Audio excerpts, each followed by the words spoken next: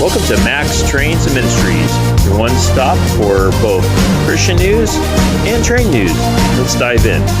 This week's news, Trona Railway's future looking a little shaky, and did Canada just pass a bill that could potentially ban the Bible? This and more. Stay tuned. So the unincorporated desert mining town of Trona is located in the Mojave Desert along California State Route 178. It is right on the edge of the Searles Dry Lake beds, and it's also situated about 170 miles northeast of Los Angeles and 214 miles west of Las Vegas. So rail fans, we have some breaking news out of California.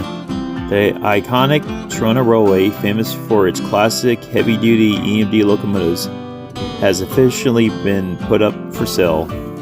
On June 15th, parent company Searles Mineral filed for bankruptcy. In a press release, the company cited a shifting mineral market as the driving force behind the decision. However, if you're worried about seeing these vintage engines disappear overnight, there is some good news. Searles Valley Mineral stated that the railway will continue operating while the bankruptcy is being sorted out. The ultimate goal is a court-supervised sale to find a new owner who can invest in the railroad's future. Searles Valley Minerals has been producing critical minerals in the region for over 150 years.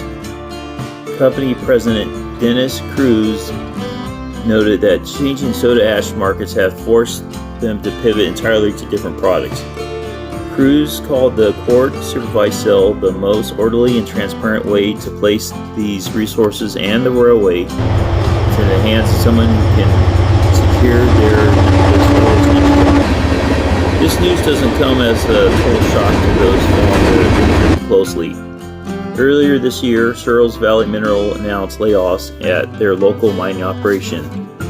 That cutback has led to a sharp, noticeable decline in freight traffic along the Trona Railway line. So what does this mean for the future of these rare vintage locomotives and this historic short line? We will have to wait and see who steps up to the plate to buy the assets. But I'd like to hear from you.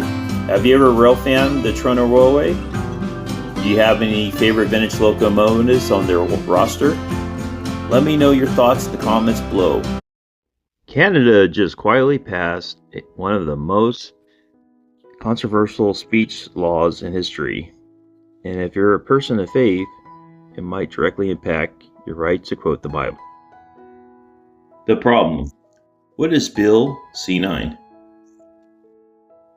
The new law, Bill C-9, the Combating Hate Act, was designed to protect communities by criminalizing obstruction of places of worship and banning certain symbols of hate.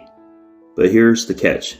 The government agreed to an amendment that removes a massive safeguard. So here's the controversy. Since 1970, Canadian law protected people who in good faith express religious opinions based on sacred texts. That historic protection is now gone. Critics, like the Champion of Life Coalition, warned that this could open the door to criminalizing traditional biblical views on marriage and human nature if they're interpreted as hate speech. So in Finland, one of the government workers were arrested for sharing her view on religious text when asked about it. And in England and Australia, you can get up to anywhere from 10 to 7 years if your speech is considered hateful, whether it's considered a mean tweet or a mean Facebook post. So these laws have real consequences. So free speech or hate speech? The government argues that this is necessary to curb the rising extremism, but opponents argue goes too far.